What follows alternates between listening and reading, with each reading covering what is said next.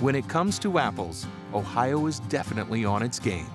In Cleveland, a cider maker has collaborated with a local fruit farm to ensure that his hard cider is made with Ohio-grown ingredients. I grew up in Herefordshire, England, in a small village called Bromsbarrow Heath. We have a lot of similar villages like that around England. What's particular about this area, Herefordshire, is it's a very big area for growing the west of England cider apples. And cider is very much the drink of choice. Actually, I made my first cider when I was 14 years old, and it wasn't too bad actually. It turned out pretty good. I just pieced things together, saw how my father had made wine, and made my own cider too. While in school, Richard met his wife Rose. After moving to Ohio to be closer to family, the couple decided it was time for Richard to start his own cider business. And I just got this amazing opportunity through somebody who I come to regard as a good friend now, and really the person who allowed my American dream to become a reality. His name's Jerome, and he owns a winery, J.W. Dover, and he gave me the opportunity to make cider under his label, and that's where Griffin was born. Getting the correct blend of apples. That was always going to be an uphill struggle for me, but I have been able to find a few, and I've been able to get a good blend actually. I get lucky with a very good farmer who's able to get me everything I need.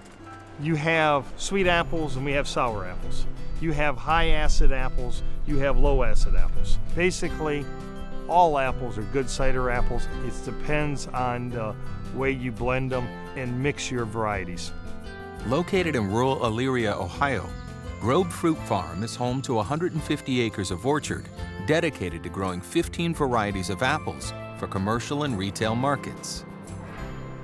We started a Grove Fruit Farm in 1905, so we are celebrating our 110th year in business. I am the 5th generation of Groves to be operating our farm, and we have a staff of about 8 full-time employees.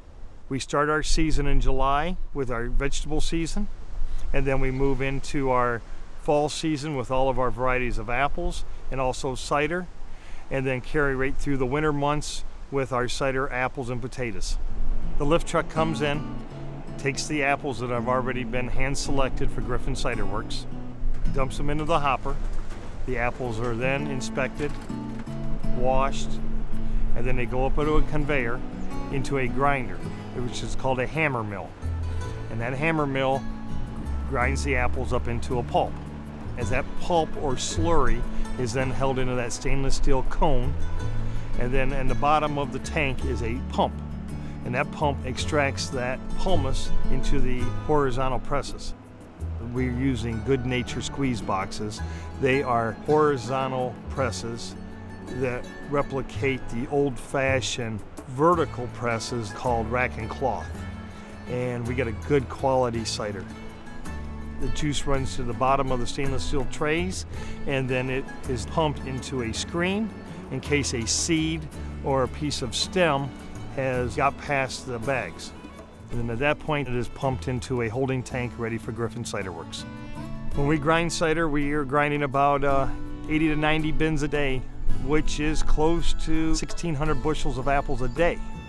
I really like working with Alan and his family. The Grove family has been very good to me and very patient in helping me get things off the ground.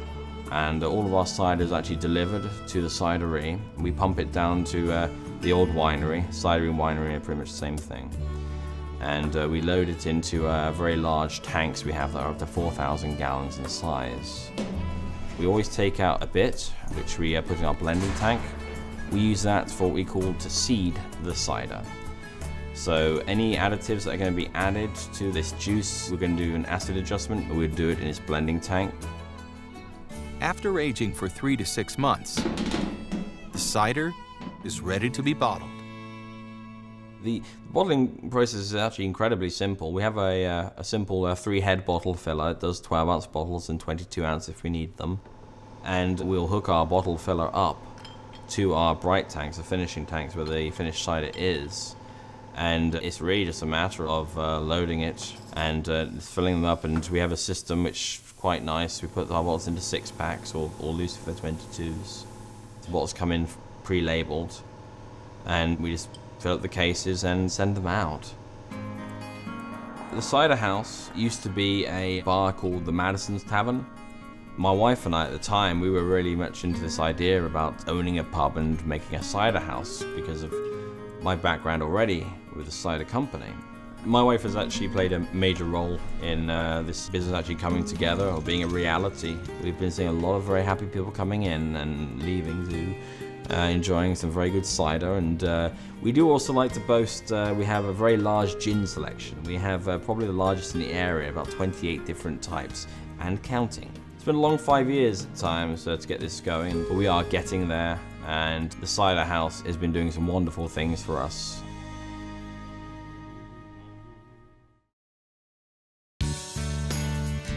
If you love Our Ohio Television, then you'll enjoy being an Our Ohio supporter.